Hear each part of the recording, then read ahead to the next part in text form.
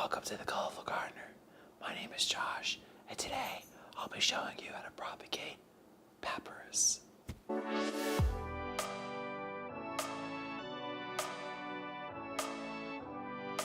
What is going on? I just want to do that funny little bit for a second because I've been seeing a lot of ASMR videos and I thought you might get a kick out of that. But today I'm going to show you guys on how to propagate papyrus. It is super easy. If you're new here, go ahead and consider subscribing and liking this video.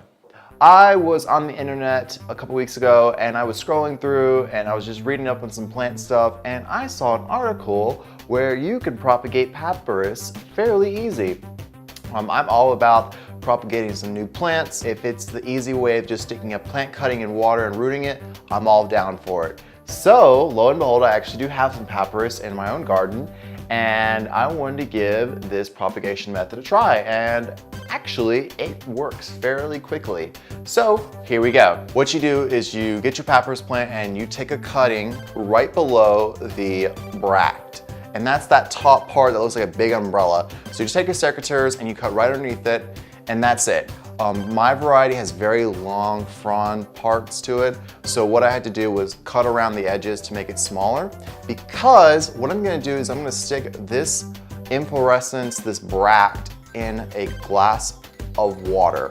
So what I did is I chose a plastic little cup of water, and what I've done is I've stuck my papyrus cutting in it, and it's only been a couple days since I've had it in here. And what I'll do is I'll sit this in front of a window, preferably a south-facing window so it gets lots of light, and just wait. These plants are adapted to propagate themselves this way in their own natural environment. What they do is if the head of this grass stalk breaks off and falls into the river or to a lake, it will break off and then form new roots along the side of the river and make a whole new plant. That's how they asexually propagate themselves. I did this a couple days ago. There's no roots, as you can see. Nothing going on. About 2 weeks ago, I did 4 of them. And as you can see, there is some new growth coming out. I'm gonna take them out real quick. So I've got 4 jammed inside of this olive jar, and this has been sitting in front of my south-facing window. And again, this was about 2 weeks ago. This one doesn't have any roots yet, so I'm gonna keep that inside of the jar. This one and this one has roots. You see those white little tendrils coming off right here, and you can also see a new stalk coming up. There's one new whole plant. There's 2. And here's a nice long white root coming off of it. As you can see, some of the it's starting to yellow a little bit. That's fine. What I'll do in a couple more days, I'm gonna let these guys develop a couple more roots.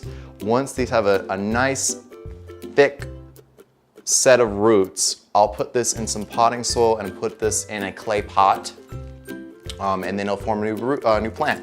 And what I'll do is I'll stick the bottom half where all the roots are into the soil, and this part where the new stalks are coming out, that will be where the new plant's gonna start.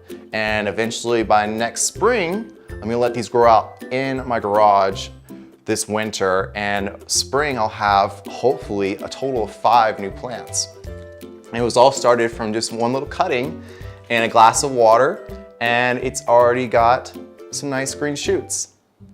And that's it, guys. It's super easy. I love finding plants that are so easy to propagate like that. It's such an easy, cheap way of making new plants. There's no excuse for you not to make new plants for yourself instead of going out there and buying new plants when you can just make yourself new plants. So here is a surefire way to propagate some papyrus in your garden. Maybe they're annuals for you and so you want to keep having new ones every year. This is a great easy way.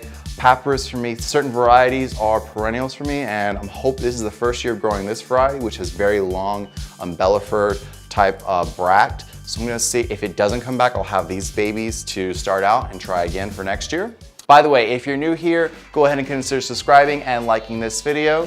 Share this with all your gardening friends. My name is Josh, and you've been watching The Colorful Gardener. I'll see you guys in the future videos.